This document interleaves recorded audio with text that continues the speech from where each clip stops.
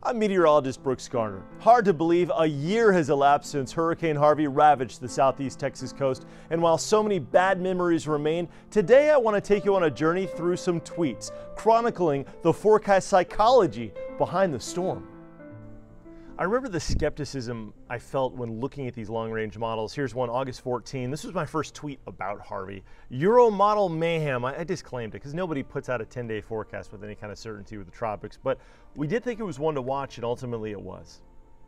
Next day, Hurricane Center puts out their notorious orange cone, but we sort of looked at that with skepticism. Okay, even if this gets named, it's not going to survive the wind shear in the Caribbean. Ultimately, it didn't. It dissipated south of Cuba, but then it would come back.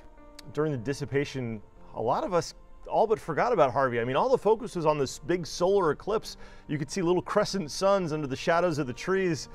But then, a day later, Harvey started to reform as it approached the Yucatan Peninsula.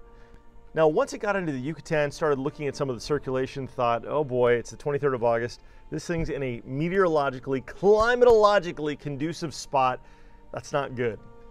Suddenly, it looked like rain would be a huge factor, especially now that it was forecast to be a tropical storm. Thought, oh boy, flooding is all but a guarantee. It's just a matter of how much water and where will the flooding set up. On the 24th, when it was forecast to hit Corpus Christi or thereabouts as a major hurricane, that's when we knew this thing wasn't a possibility. This was really going to happen. I remember David Paul coming to me and saying, you know, we need to illustrate the bayous filling up.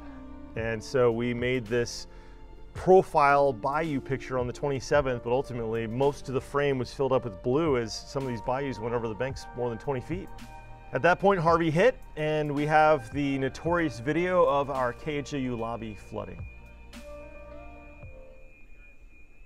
It's interesting to look back at the psychology as far as what we were thinking to make the forecast for Hurricane Harvey as chronicled in these tweets. We've learned so much, and as we progress through this 2018 hurricane season, we're going to take the lessons we learned and apply them to the future.